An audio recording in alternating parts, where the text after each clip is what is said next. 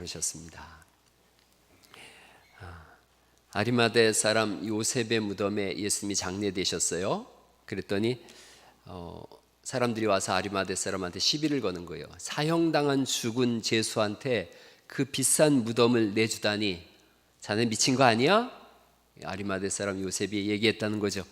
걱정하지 마. 예수님이 주말에만 딱 3일 쓰신다고 하셨어. 물론 웃음의 얘기지만 그 말이 맞죠. 부활주일입니다. 부활주일. 예수님 부활하셨습니다. 할렐루야. 예수님 당시의 날짜를 보면 1월 14일 날 십자가에 죽으십니다. 1월 14일이 우리나라 달력으로는 4월 14일이에요. 더하기 3을 하면 우리나라 달력입니다. 4월 14일이 그들에게 있어서 6월절입니다. 그래서 15일 날이 금요일인데 목요일, 금요일 이렇게 그들은 저녁부터 그 다음 날까지가 하루예요. 그러니까 14일이 금요일이지만 15일도 사실은 금요일 저녁부터 토요일 이렇게 하루씩에 연결되어져요. 그래서 15일은 토요일은 무덤 속에 계세요. 16일 날 그러니까 오늘날로 말하면 주일이에요. 주일날 안식 후 첫날이라고 성경이 말씀하는데 새벽에 마리아가 무덤을 달려갑니다. 그러니까 안식 후 첫날은 하나님께서 천지를 창조하셨거든요. 그리고 창조하시고 여신 첫 번째 날이 안식 후 첫날이에요. 예수님의 부활이 새 창조의 첫날을 상징하는 그런 의미도 가지고 있어요. 막달라 마리아는 귀신 들렸던 여자분이에요. 예수님께서 치료해 주셨어요. 야고보의 어머니 이 이름도 마리아예요. 그 살로메라는 여인도 있어요. 막달라 마리아, 살로메 여자분들이 예수님의 무덤을 달려갑니다. 그 마가복음 16장에 기록되어져 있어요. 예수님 당시 무덤은 오늘날처럼 우리 이렇게 봉분을 만드는 게 아니에요. 두 가지 무덤으로 가지고 있는데 처음에는 이제 그림처럼 동굴을 팝니다. 저렇게 이스라엘은 저렇게 돌이 많아요. 굴을 파고 그 속에다가 시체를 넣습니다. 넣었다가 2, 3년 지내는 꺼내서 평투장을 합니다. 저기서 뼈가 다 녹아졌을 때, 썩어졌을 때 평투장을 하는데 저렇게 동그란 햄버거 모양의 저 돌은 이렇게 무덤문을 막는 거예요. 저 밑에 괸돌을 빼면 무덤문이 철컥 닫혀져요. 그래서 시신이 도둑 맞지 않도록 저렇게 준비를 해놓습니다. 그러니까 이 여자분들은 무덤가에 가면서 저 큰 돌을 옮겨야 되는데 어떻게 옮기지? 또 군인들이 지키고 있는데 어떻게 군인들을 피해서 예수님을 볼 수 있지? 여러 가지 생각이 있었을 거예요. 근데 가서 봤더니 무덤의 문들이 열려 있는 거예요. 열려 있고 시신이 옮겨진 것 같아요. 그러니까 오늘 우리가 읽은 말씀은 막달라 마리아가 막 가가지고 베드로와 사랑하시는 제자, 요한복음에서 예수님이 사랑하시는 제자는 요한을 말하고 있어요. 그들에게 가서 무덤문이 열렸다고. 그 베드로와 요한이 막 달려와 본 거죠. 와서 봐서 들어가 봤더니 시신이 없는 거예요. 누가 시신을 훔쳐갔거나 옮겼을 것이다. 동산지기가 옮겼나? 옮겼으면 좀 돌려주세요. 그러고 있는 거예요. 11절 말씀해 보시면 20장 11절을 다시 보시겠어요? 마리아는 무덤 밖에 서서 울고 있더니 이렇게 말씀하고 있어요. 마리아는 무덤 밖에 서서 울고 있더니 누구도 예수님의 부활을 상상도 못했던 거예요. 죽은 자가 다시 살아난다? 그것도 죽은 지 3일 만에 다시 살아난다? 말도 안 되는 얘기인 거예요. 그러니 예수님 평소에 그런 말씀을 하셨어도 아무도 그것에 대해서 예측하거나 상상하지 못했던 거예요. 그러니까 시체가 없어졌다고 울고 있었던 거죠. 자, 그러다가 이 무덤 안으로 들어가 봤어요. 들어갔더니 거기서 천사를 만나요. 흰 옷 입은 두 천사를 만나는데 가만히 살펴보니까 오늘 본문에도 나와 있는데 한 천사는 예수님 머리맡에, 다른 한 천사는 예수님 발밑에 이렇게 서 있는 거예요. 그래서 거기 12절 말씀인데 읽어보실까요? 12절 시작. 흰 옷 입은 두 천사가 예수의 시체에 누웠던 곳에 하나는 머리편에 하나는 발편에 앉았더라 이렇게 말씀하세요. 이 그림이 어떤 그림하고 똑같으냐면 구약에 법궤가 있어요. 법궤가 저렇게 생겼어요. 그래서 하나는 머리맡에 하나는 발편에 날개를 펴고 있는 것이 저 법궤의 그림입니다. 저 법궤 속에는 뭐가 들어가 있어요? 성경이 말씀이 들어가 있어요. 율법이 들어가 있습니다. 두 돌판이. 그러니까 이 그림은 그런 거예요. 한 천사는 머리맡에 한 천사는 발편에 있다는 것은 이게 지금 법계의 그림하고 똑같아요.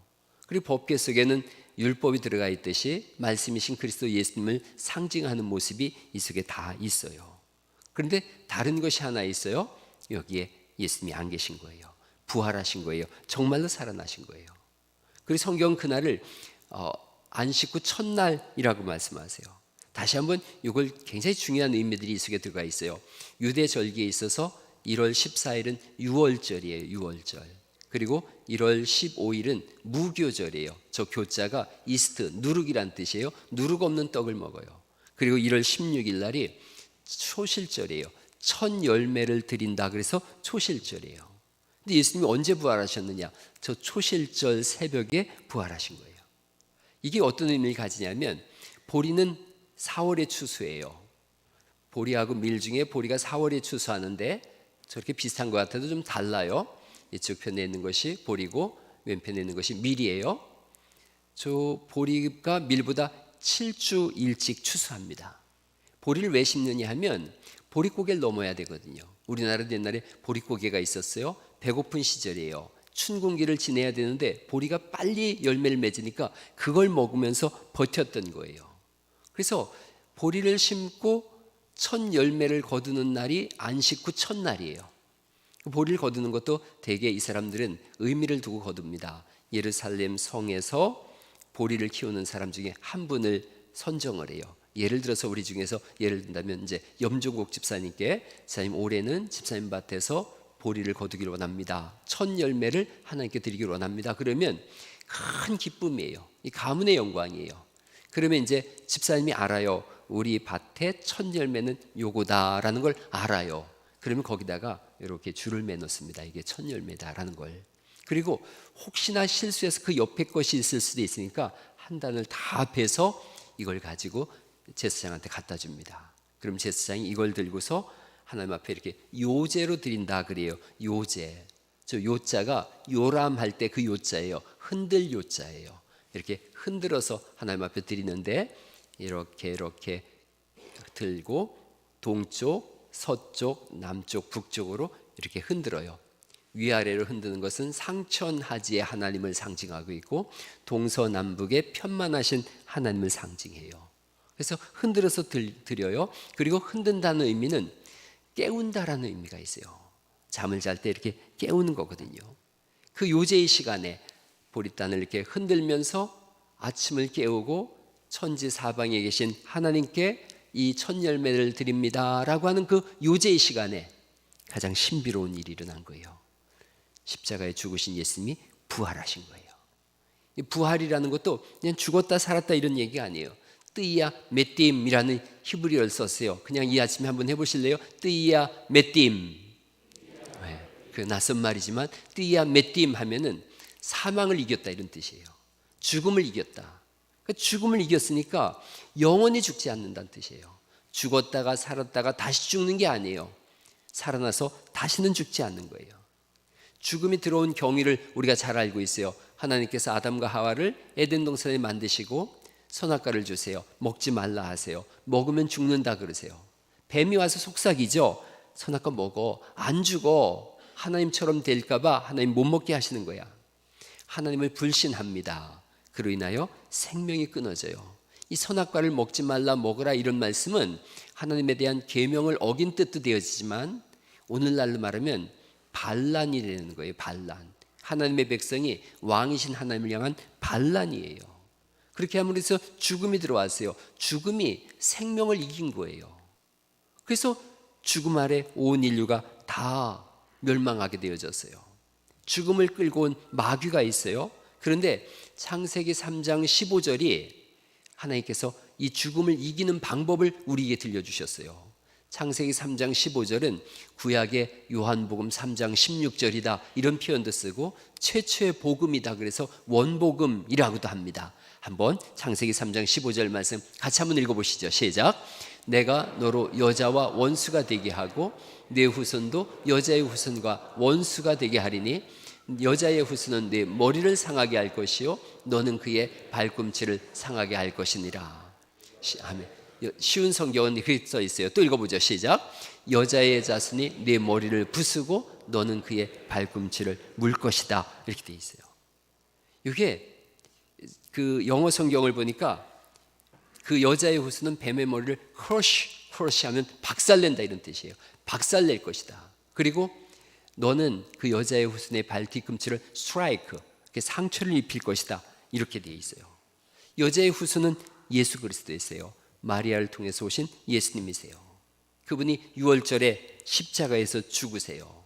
죽으심으로 인하여 뱀이 여자의 후손을 뒤꿈치를 문 것 같은 거예요. 뱀이 이긴 것 같았던 거예요. 그런데 소실절 요제를 드리는 그 시간에 예수님 부활하세요. 죽음을 이기세요. 그리고 이 창세기 3장 15절에 있는 말씀 그대로 뱀의 머리를 크러쉬, 박살을 내셔서 다시는 우리가 사망의 종로를 차지 않게 하시고 영생의 복을 누리게 하시는 줄 믿으시기 바랍니다. 이 초실절에 부활하신 예수님에 대해서 고린도전서 15장 20절은 이렇게 말씀하십니다. 그러나 이제 그리스도께서, 같이 읽어보실까요? 시작. 그러나 이제 그리스도께서 죽은 자 가운데서 다시 살아 잠자는 자들의 첫 열매가 되었도다. 첫 열매가 되셨도다. 이게 초실이에요. 초실. 부활절에 잠자는 자들의, 즉 죽은 자들의 첫 열매가 되셨다. 초실이 되셨다. 그래서 초실절이 부활절이 되는 그런 시간이에요. 이렇게 초실절 첫 열매를 하나님께 드리면요, 그 다음부터는 49일 동안 각 처에서 사람들이 첫 열매를 하나님께 드리는데, 그 49일의 기간이라 그래서 77은 49이기 때문에 이걸 77절이라 그래요. 그러니까 초실절 첫 열매를 드린 그날부터 49일간을 77절이라 그러는데, 성경은 그렇게 말씀하는 거예요. 첫 열매이신 예수님께서 부활하심을 따라서 그 뒤를 이어서 모든 예수님 믿는 사람들은 다 부활하게 되는 줄 믿으시기 바랍니다. 부활절에 대해서 성경은 우리에게 끊임없이 말씀하세요. 77절 고린도전서 15장 22절 말씀부터 그렇게 되어 있습니다. 아담 안에서 모든 사람이 죽은 것 같이 그리스도 안에서 모든 사람이 삶을 얻으리라. 23절 읽어볼까요? 시작. 그러나 각각 자기 차례대로 되리니 먼저는 첫 열매인 그리스도요, 다음에는 그가 강림하실 때에 그리스도에게 속한 자니라. 첫 열매 예수님 이후로 모든 사람들이 부활할 것을 말씀하세요. 부활의 증거가 있어요. 마리아가 고백하죠. 나는 부활의 예수님을 만났습니다. 사도 베드로도 고백합니다. 나는 부활의 예수님을 만났습니다. 11명의 제자들이 다 고백했어요. 나는 부활의 예수님을 만났습니다. 의심 많은 제자 누가 있어요? 도마가 있어요. 도마도 고백합니다. 20장 18절 말씀에 같이 한번 읽어보실까요? 20장 여기 28절입니다. 20장 28절 말씀 같이 읽어보시죠. 시작. 도마가 대답하여 이르되 나의 주님이시요 나의 하나님이시니이다. 성경에 보니까 500여 사람들이 일시에 예수님의 부활하심을 봤어요. 2세기 초 안디옥 감독 이그나티우스라는 사람이 이런 글을 썼어요. 예수 그리스도는 참으로 십자가에 못 박혔으며 그는 참으로 죽은 자 가운데서 일어나셨다. 예수님은 죽음에서 일어나셨어요. 신학자 중에 게리 하버마스하고 마이클 리코나라는 분이 예수의 부활을 변호함이라는 책에서 4가지로 예수님의 부활을 증명했는데, 십자가에 못 박혀 죽으셨다. 진짜로 죽으셨다는 거예요. 요세푸스나 타키투스 같은 사람이 이 당시에 비기독교인이면서 역사학자예요. 이들이 남긴 역사적 문헌을 봐도 예수가 십자가에 죽었다. 그런데 갑자기 반전이 일어납니다. 바울이라는 사람이 있어요. 처음에 이름이 사울이었어요. 기독교의 가장 강력한 적이었어요. 이 사람이 하는 일은 예수 믿는 사람 잡아 죽이는 일이었는데, 어느 날 갑자기 이 사람이 열렬한 기독교인이 된 거예요. 부활하신 예수님을 만난 거예요. 그리고 실제로 순교까지 합니다. 평생 예수님을 전하다가 순교하게 되어집니다. 제자들이 예수님, 부활의 예수님을 만났어요. 제자들은 다 순교했어요. 만약에 예수님이 부활하지 않았다면, 그리고 예수님 부활했다고 말하고 주장하는 사람들이 거짓말로 그렇게 부활을 꾸며내고 있다면, 여러분, 거짓을 위해서, 그 거짓말을 위해서 수많은 사람들이 목숨을 건다. 다시 생각해 보시면 예수님 십자가에 못 박힐 때 다 도망갔던 사람들이거든요. 절망하고 낭망했던 사람들이에요. 뿔뿔이 흩어졌었는데 갑자기 반전이 일어난 거예요. 부활하신 예수님이 그들을 만나주고 이야기를 나누고 식사를 했어요. 태도가 180도 바뀝니다. 끓는 가마, 기름가마 속에 던져졌는데도 그 죽음 속에서 예수님을 증거해요. 불타는 장작더미에 던져졌는데도 예수님을 증거해요. 십자가에 못 박아 죽이는데도 예수님을 증거해요. 뒤로의 그림이에요. 만명의 순교라고 하는 거예요. 다양한 모습으로 사람들이 죽었어요. 거짓을 위해서 이렇게 죽는 것은 불가능해요. 수많은 사람들이 다 이렇게 죽을 수밖에 죽음을 기꺼이 맞이하면서 찬송하면서 이 길을 걸어갔던 것은 예수님께서 부활하셨기 때문인 줄 믿으시기 바랍니다. 결정적으로 예수님의 부활로 인해서 일어난 일이 사도행전 2장에 보니까 하루에 3,000명에서 5,000명씩 예수님을 믿고 돌아왔어요. 예수님을 믿지 않았던 수많은 제사장들이 예수님을 믿는다고 하면서 돌아왔어요.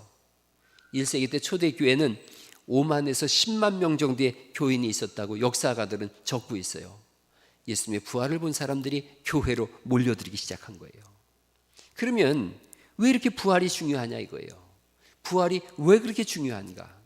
부활은 예수님이 하나님의 아들이시라는 증거가 되어져요. 로마서 1장 4절에 있는 말씀인데 같이 한번 읽어보십니다. 시작.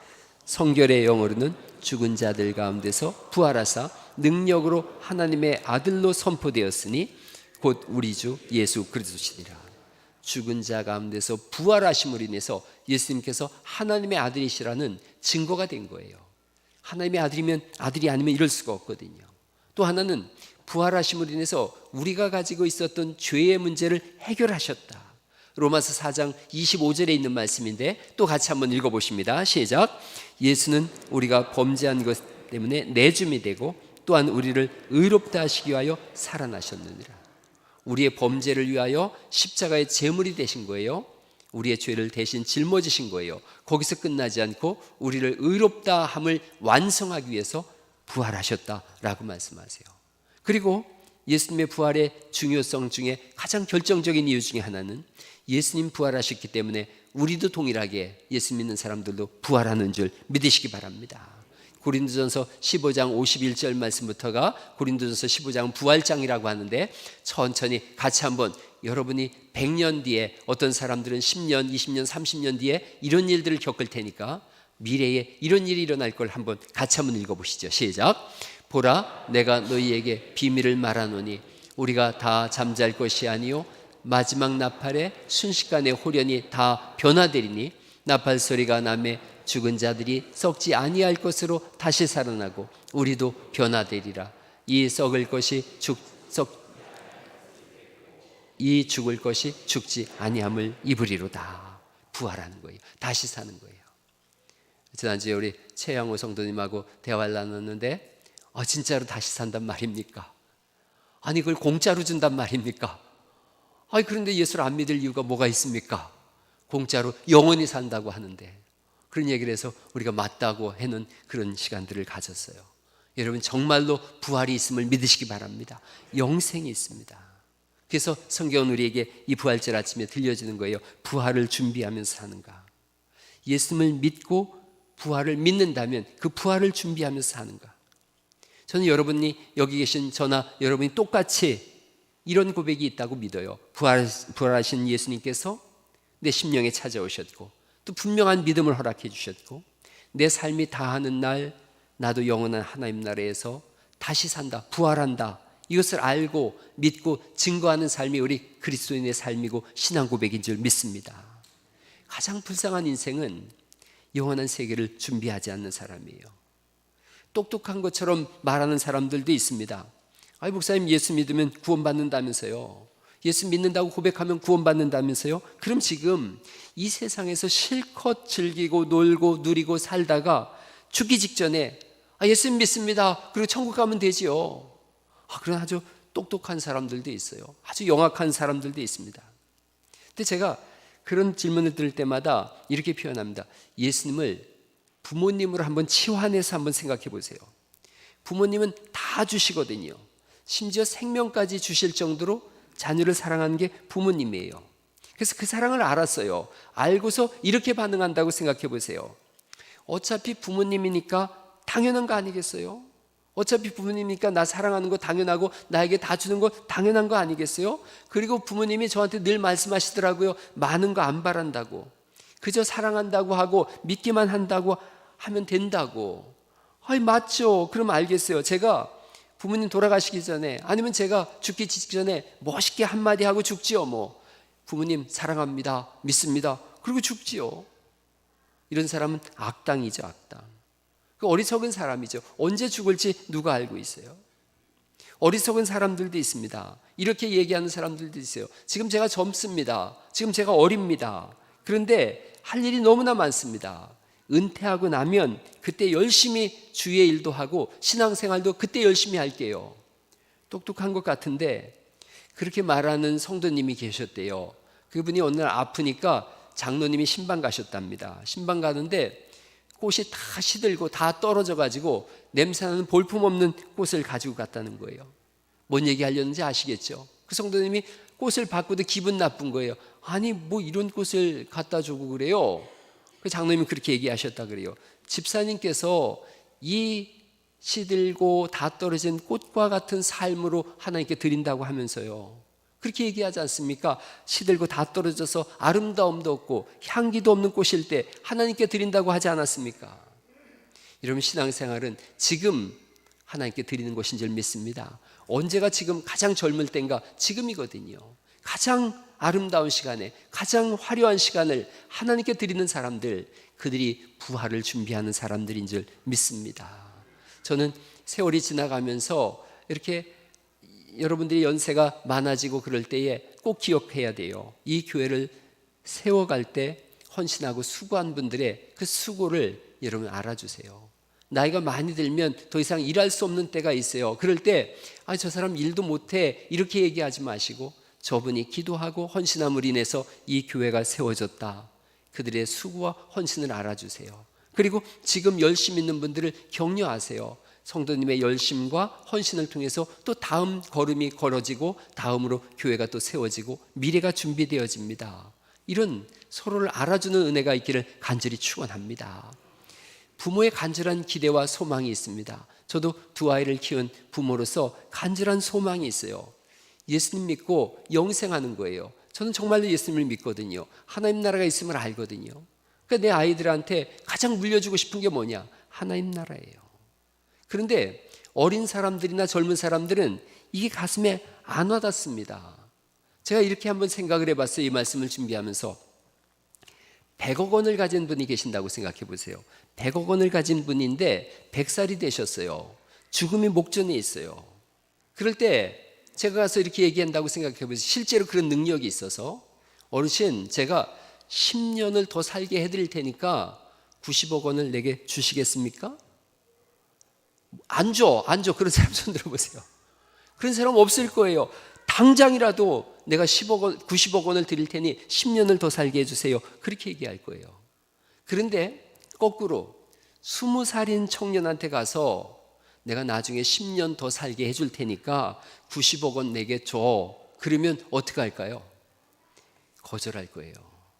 아니, 20살 청년은 그만두고라도 70살 되신 분한테 나중에 10년쯤 더 살게 해줄 테니 지금 90억 원, 당신이 가진 100억 중에 90억을 내게 주시오라고 해도 사람들이 돈을 먹고 죽을지언정 그렇게 안 할 거예요. 영생에 대한 개념을 잘 몰라서 그래요. 또 100살 되신 분한테 20살 더 살게 해줄 테니까 100억을 나에게 다 주세요. 그러면 두 번 생각하지도 않고 100억 내놓으면서 나 빨리 20살로 돌아가게 해줘요 라고 할 거예요. 공감하시죠? 공감 안 하신다는 얘기는 여러분이 돈이 나는 그래도 더 좋다 이거죠. 죽는 걸 택하겠다. 차라리 내가 돈을 줄지언정. 여러분, 젊을수록 돈을 중하게 여겨요. 젊을수록 예수님 믿는 것을 경하게 여겨요. 그런데 세월이 지나가고 나이가 들면 돈도 싫고 세상도 싫고 권력도 싫더라고요. 나중 세월 들어가면서 나이가 들면 중요한 건 영생이에요. 하나님 나라인 줄 믿으시기 바랍니다. 지금 성경이 영생을 말씀하고 있어요. 영원히 사는 법을 말씀하고 있어요. 지금과는 비교할 수 없는 몸으로 상상할 수 없는 천국에서 영원히 사는 그 방법과 비결을 성경이 말씀하고 있어요. 목사가 지금 하는 얘기는 영원히 사는 방법과 비결을 말하고 있는 거예요. 이 세상에서 어떻게 하면 행복하게 살고 잘 먹게 살고 부자 되고 이런 얘기를 하는 게 아니라 영원히 사는 얘기를 하고 있는 거예요. 어떻게 하면 영원을 살 것인가? 우리는 한 번도 영원을 살아본 적이 없는 사람들이에요. 그래서 영원에 대한 어떤 상상도 할 수 없는 사람들이에요. 한번 여러분들이 억년을 산다고 생각해 보세요. 1억 년을 산다. 1억 년을 산다고 할지라도 영원 속에 1억을 집어넣으면 0이에요. 0. 밤에 한 경점만도 못해요. 똑딱 시간도 못해요. 말하는 약에 여러분들이 1000억 년을 산다고 생각해 보세요. 그래도 영원에 비하면 1초도 안 돼요. 영원은 상상할 수 없는 시간이에요. 그 영원한 시간을 하나님 우리에게 허락하신 거예요. 부활절에 이 영원만 생각해봐도 얼마나 가슴 뛰는지 몰라요. 우리의 수명은 100년인데 아니 1000년을 산들, 10,000년을 산들 죽음이 있다면 시간은 금방 흘러가기 마련이에요. 지구의 나이보다 더 오래 산다고 할지라도, 우주가 태어난 것보다 더 오래 산다고 할지라도 영원이 아니라면 그 시간은 1초도 되지 않는, 영원에 비하면 똑딱도 되지 않는 그런 거예요.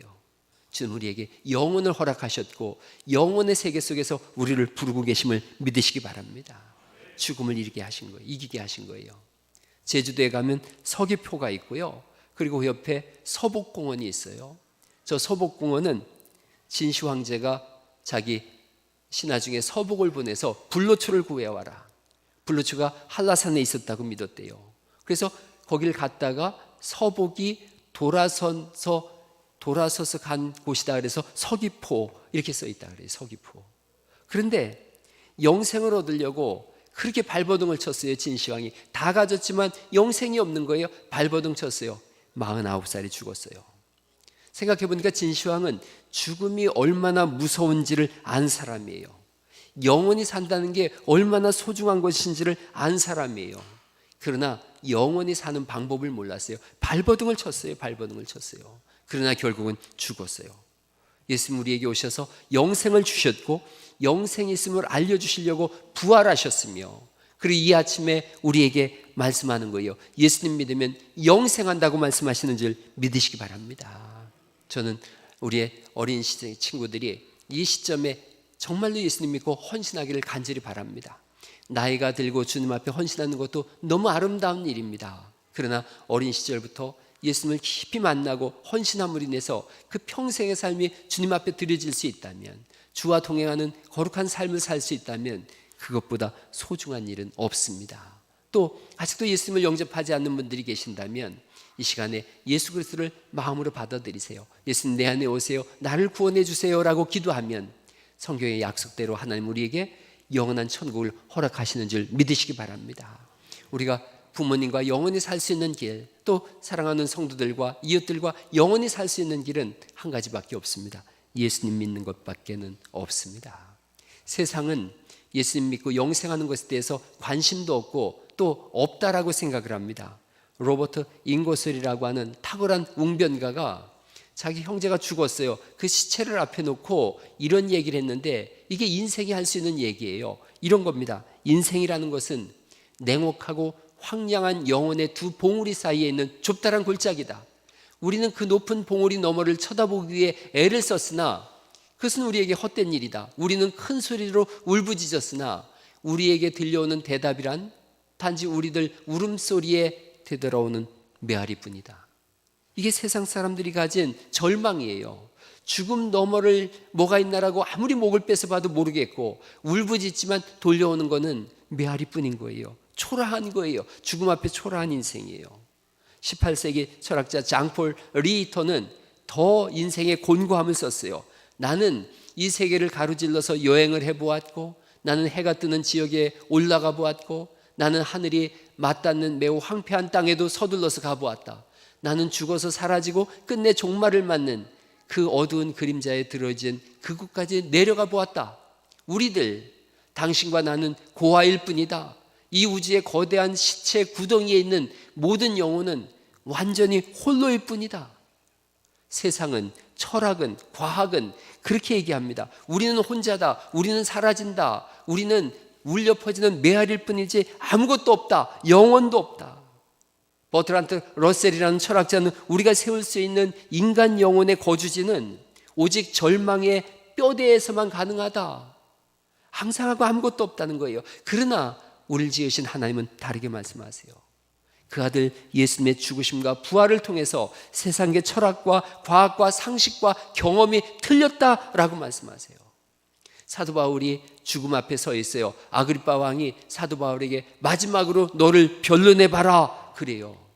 예수님을 증거하다 법정에 섰는데 그가 변론한 게 그거예요. 내가 전한 예수님은 죽음에서 살아나셔서 영원한 생명을 주시는 분입니다. 그러면서 사도 바울이 오히려 아그리빠에게 이렇게 묻습니다. 당신들은 하나님이 죽은 사람을 살리심을 어찌하여 못 믿을 것으로 여기나이까? 자기의 생명을 구하자고 하지 않고 예수님의 죽으심과 부활하심을 왜 못 믿는 겁니까? 그리고 이 사람은 고린도전서 15장 12절에 더 목소리가 격앙되고 강력하게 외치는 거예요. 그리스도께서 죽은 자 가운데서 다시 살아나셨다 전파되었거늘 너희 중에서 어떤 사람들은 어찌하여 죽은 자 가운데서 부활이 없다 하느냐. 인간이 겪을 수 있는 가장 큰 고통을 겪은 욥이라는 사람이 있어요. 그가 그 큰 고통 속에서도 당당하게 그런 증거를 합니다. 내가 알기에는 나의 대속자가 살아계시니 마침내 그가 땅 위에 서실 것이라. 내가 내 가죽이 벗김을 당한 후에도 내가 죽은 다음에라다는 거예요. 내가 육체 밖에서 하나님을 보리라. 여러분 안심하시기 바랍니다. 우리 예수님께서 친히 말씀하시기를 요한복음 11장 25절에 이렇게 우리에게 약속하시고 말씀하셨는데 같이 한번 읽어보십니다. 시작. 나는 부활이요 생명이니 나를 믿는 자는 죽어도 살겠고 무릇 살아서 나를 믿는 자는 영원히 죽지 아니하리니 이것을 네가 믿느냐? 우리는 이것을 믿습니다. 우리는 영생을 믿습니다. 주님의 부활을 믿습니다. 그래서 삶을 다르게 사는 거예요. 거룩한 삶을 살고 예배의 자리에 나오고 하나님을 찬송하며 삶의 걸음걸음을 세상에 두지 않고 하나님께 두는 삶으로 나가는 줄 믿습니다. 구수한 감독이라는 분이 있어요. 이분 이야기를 마지막으로 들려드리려고 그래요. 이분이 영화 감독인데 울지마 톤즈라고 하는 그 영화를 만들었어요. 그리고 두 번째 만든 영화가 부활이라고 하는 거예요. 아프리카 오지 남수단에서 모든 것을 헌신한 신부님입니다. 한국의 슈바이처라고도 하고 또 이태석 신부님인데요. 이분의 48살에 대장암으로 죽었어요. 세상을 떠났어요. 그리고 10년이 지났는데 이 구수한 감독이 이태석 신부 재단의 대표를 맡았어요. 그래서 이태석 신부에 대한 영화를 한 편 더 만들어야 되겠는데 뭘 만들까 하다가 이분이 남수단에 가서 헌신했는데 그쪽에 10년 전에 있었던 아이들은 지금 어떻게 사나? 그게 궁금했던 거예요. 그래서 카메라를 메고 여기에 갑니다. 이태석 신부의 삶을 정리하고 남수단 그 작은 학교 어린 제자들을 찾아갔어요. 그 어려운 마을에 그 시골에 있는 그 마을에서 무려 57명이나 의대생이 되었어요. 의사가 된 거예요. 남수단의 작은 톤즈 마을에 허름한 학교에 6년 만에 국립대 의대생 57명이 나오고 상상할 수 없는 일이 벌어졌어요. 그리고 거기서 계속해서 나온 아이들이 공무원이 되고 대통령 경호원이 되고 언론인까지 해서 70명의 제자들을 찾을 수 있었어요. 그런데 이 57명의 아이들이 의사가 됐는데 먹고 살기 위해서 의사가 된 게 아니에요. 이태석 신부님처럼 살고 싶어서 의사가 됐다라는 거예요. 그래서 제자들이 병원에서 진료하는 모습을 보니까 환자가 이렇게 오지 않습니까? 어디가 아프십니까? 라고 묻질 않고 먼저 하는 일이 손을 잡는 거예요. 손을 꼭 잡아주고 어떻게 살아왔습니까? 묻는 거예요.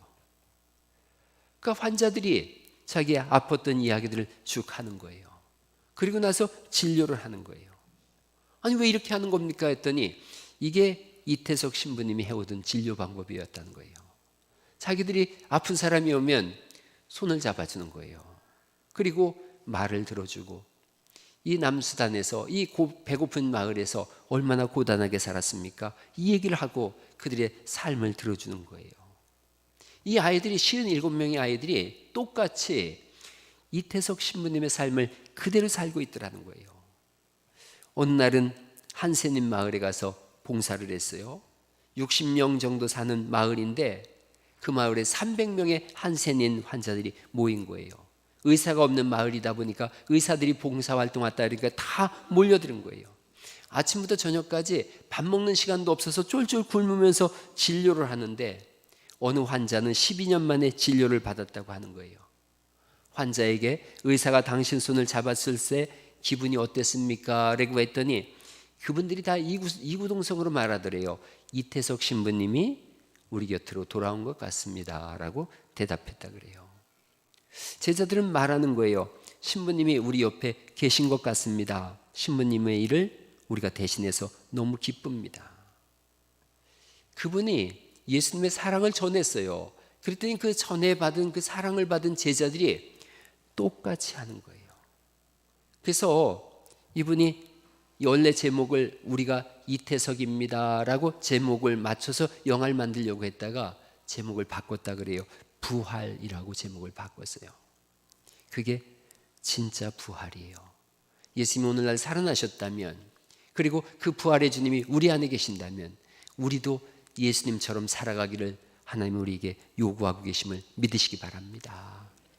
톤즈 성당은 우리 교회처럼 이렇게 크지 않습니다. 톤즈 성당은 아주 작고 허름한 성당인데다가 벽에는 대포가 맞아가지고 구멍이 뚫려 있습니다. 그런데 그 톤즈 성당에 들어오는 사람들의 얼굴은 얼마나 밝은지 몰라요. 그걸 보면서 이분이 얘기하는 거예요. 이게 바로 예수의 힘입니다 라고 생각했다 그래요. 이 성전을 들어오면서 얼마나 밝은 얼굴로 예배하는지 저게 예수의 힘이구나. 부활절은 계란 먹고 예수님 부활했다고 기뻐하고 찬송하고 예배하는 것으로 끝나면 안 됩니다. 예수님을 따라 사는 삶이 시작되는 것, 그것이 부활절의 시작인 줄 믿습니다. 손을 내미는 겁니다. 이분이 마지막 인터뷰에 그런 글을 썼더라고요. 사람들은 이 영화 부활이 종교 영화라고 부르지만 이건 굉장히 강력한 고발 영화입니다. 세상에서 가장 강력한 고발은 사랑이라고 생각합니다 라고 썼어요. 예수님이 하신 가장 강력한 고발, 그것이 사랑이었고, 사랑은 죽음보다 강하기에 죽음을 딛고 일어나셔서 부활하셨으며 그 손으로 우리를 잡으셨기에 오늘도 부활의 사람으로 또 다른 사람의 손을 잡아주는 거룩한 길을 우리가 걸어가게 되는 줄 믿습니다.